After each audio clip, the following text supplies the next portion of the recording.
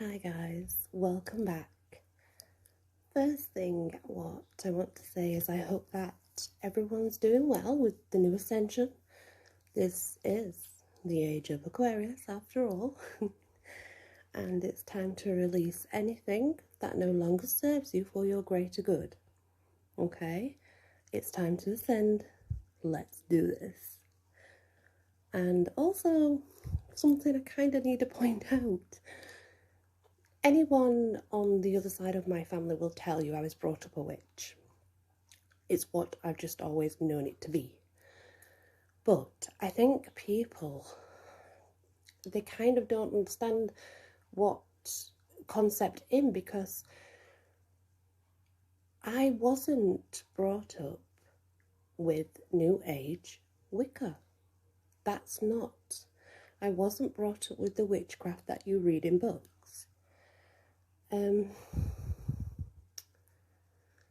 It was very raw and all nature. It was all plants and flowers, and it was trees and the earth and the water. It was very raw and basic. It was not like now. We didn't have, oh well, today's Monday, let's get such and such candle and do such and such, but it wasn't like that.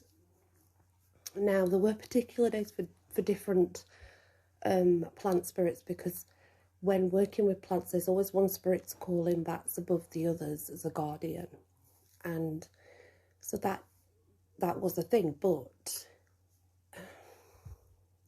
we never really needed anything other than what we were mixing, maybe a sigil and ourselves, so mortar and pestle, I guess. Yeah, it was very raw and basic. It wasn't like it is now, and I decided to learn more. I wanted to learn more. I wanted to not be stuck in a particular pattern and being moulded to a certain way. So that's what I did, and I started reading all the modern stuff and other religions too. I mean, gosh, did I. And I adapted some of those ways. But when all's said and done, you don't really need all that stuff, you know. I just thought I'd say that. It's just stuff. Like, we were always taught that it's within us. It comes from us. That's why when you write a sigil, you concentrate, because it's coming from within yourself. So I guess that's just me though. Like, I know it looks pretty and it looks nice, and I've got loads of stuff, but it's just stuff. It's not needed. The elements are needed. Alchemy, yes. Herbalism, yes. Aromatherapy, yes. Just us. What's within. And I just kind of wanted to say that, because I wasn't, like, people think that well, it's beautiful, I love it, don't get me wrong, I do love it, I think it's got some really good concepts, but people think that's all it is, like this is how it started and that's where, and it's not. It's really not. It actually started very raw and very basic, and goes back way further than they're willing to admit, but hey ho. But yeah, no, I love the things that I've learned, and I do take different parts and I do put them into my work, but at the same time I just wanted you to remember it's all just stuff, and what's really needed is honestly just within yourself, your energy, being your true self. That's the main kind of goal, and I just wanted to share that, because I think people think you need all this stuff and you don't. I never did when I was younger. I had bare minimum. I had my male and female stang, I had my knife, I had, which is now called an athame, I think. I had, we just called it a knife. I had a wand, I had mortar and pestle. That was the main. I had my ghost stone and my opposite stone, which I'll explain sometime.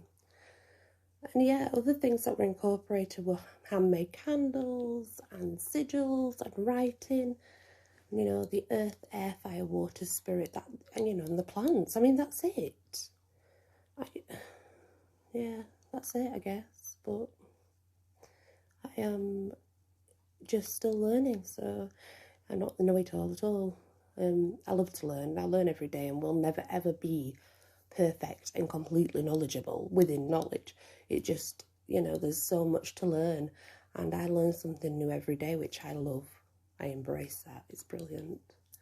And I love people's other, you know, all their opinions. I love it. It's all magical to me, like the world, the earth.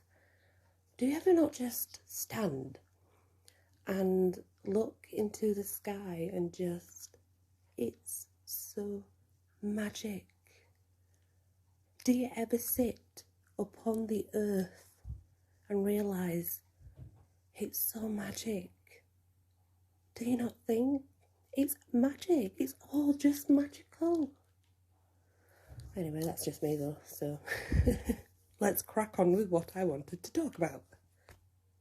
First of all, I would like to say that what I'm about to speak about is not fact. Nothing is fact. It's personal opinion and personal perception. So I am definitely willing to learn and to grow.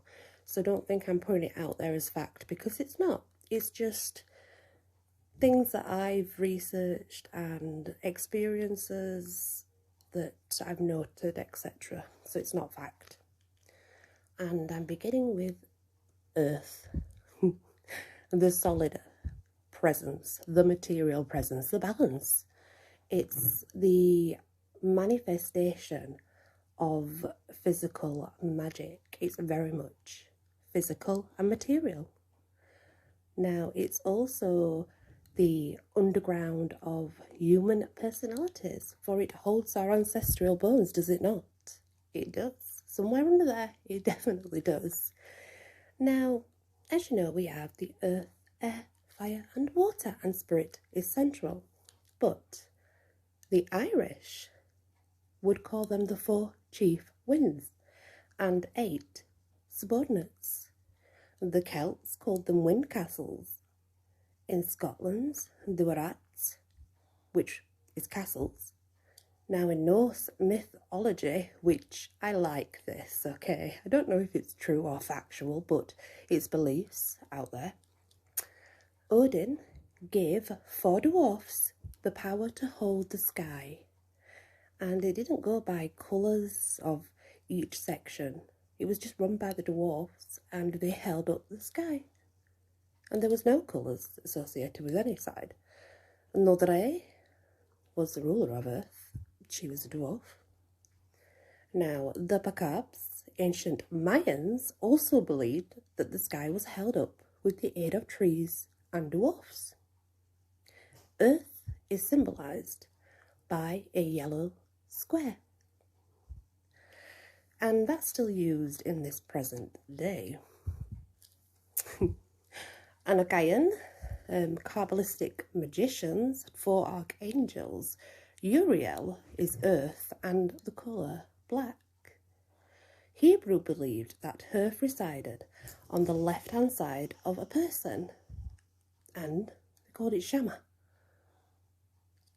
So as you know, it is all about the physical body. It's definitely a physical, materialistic level. When working with the earth element, you can use tarot, which are pentacles, discs, coins, etc. If you are a north, because earth's north, if you are an earth sign, sorry guys, if you are an earth sign, you will find that you are very stable, you have endurance, you're extremely thorough in what you do, you tend to move with purpose through life, you are persistent, and you have a lot of respect. On a negative side, it's possible that you can be quite stubborn and stuck in your ways, unwilling to change with a lack of consciousness. But the stability that comes with the stubbornness can also be a positive. It kind of depends how you look at it, I guess. And as you know, Earth is north, and on the southern hemisphere you have to switch it, so the north is actually south, which is so confusing. When we think of fairies and the fae, the way that I was learnt, and it's not fact, okay, it's just how I was learnt, that people are misconceived about fairies because trolls, elves, gnomes, all those things, they are different. They are not the fae. Although they live with the fae, work alongside the fae, and are in that realm, they're not actual fae. So hard to explain. So I was taught that the fae are the plant spirits. They are assigned to plants, and there's positive and negative, remember? And it's not good or bad, it doesn't mean that. There's grey and there's white, there's no black. And this is because it's needed for balance. It's extremely needed for balance. So that's why there is positive and negative. Now, there are different kinds of fae, but not as many as you would assume. This is what I was taught. Not fact again, remember. We have the spiritual fae, the ethereal fae, that are the plant spirits, of course, which I'm going to explain along the way anyway. It will come up in the thorn path, the plant spirits, because it's the plant spirits that I work with. But there's also the fae that are very close to the humans. They will choose a human and they will work with a human. They are very much like us. And they do look different because they do have their ears slightly pointed, but not majorly. You know, their eyes, they have a beautiful set eyes that tip, but they are very much like us, and they will travel from their world to work with a particular person in which they bonded with. They're usually assigned to you through the fae plant spirits. Then we have our last kind of fae, and they are human, okay? They are us. So it is the belief that within our DNA is the key to whom we are. And some are human fairies. The human fairies usually will be spotted by any nature spirit, any elemental, any earthly or air, anything. They will be spotted and called the Shining One. And again, not fact, just what I was told. So I'm open and I'm still learning. I'm just explaining. That's how I know fae. So that's how I know the fae. And I do know the others that we would call fae, but I wouldn't have back then. They'd have their own name. And even though they worked with the fae, they were in that realm, necessarily we wouldn't have called them fae. Those were the fae to us.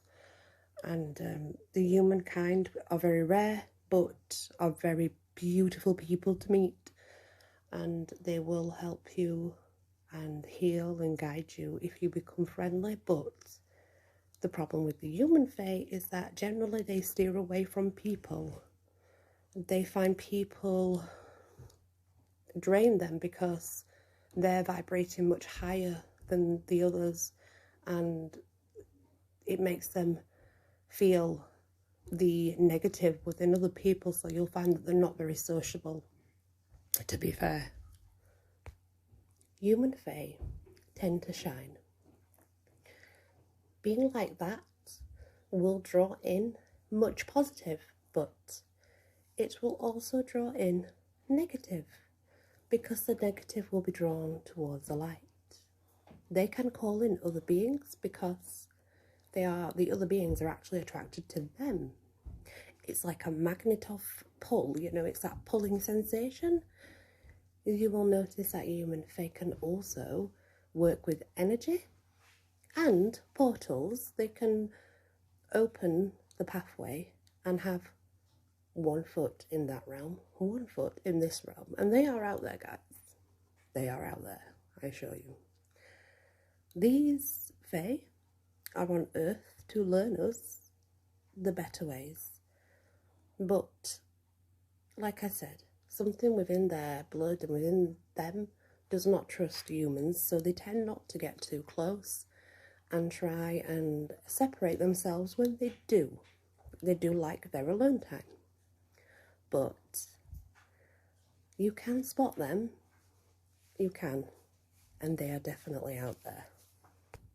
So when looking at Earth and the beings that you would want, well, could possibly work with, you are looking at the trolls, elves, gnomes, Garb, and Uriel.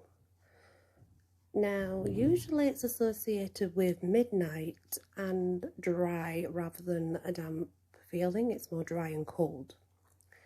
Winter is one of the best times to work with Earth because she needs you the most. She's very much touch.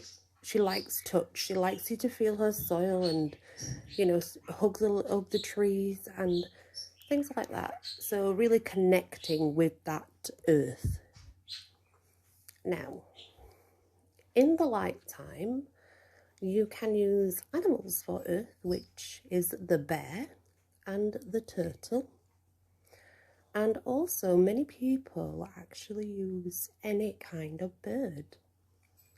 And I mean any kind. In the dark, if you are wanting to see, let's say, or if you're wanting to know, spy, or whatever it is you want to do. I wouldn't advise it, but yeah. It's the wolf, the lynx, but also the owl, because the owl sees so well at night. Now, that's kind of a breakdown of different earthways out there, and as you can see, there are the differences are quite nice. They're not bad, and like I say, it's not fact. It's not fact. It's just what I was learned, really. And I'm still learning, as is everybody else.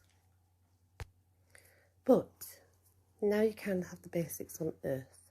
And remember, it's what's within that counts, not your stuff, but you within. So many blessings. Thank you for listening. Like I say, I'm still learning, but there's more to come as we go through each being that I've been learnt or I'm aware of. But changes through history, I guess, sometimes. Namaste.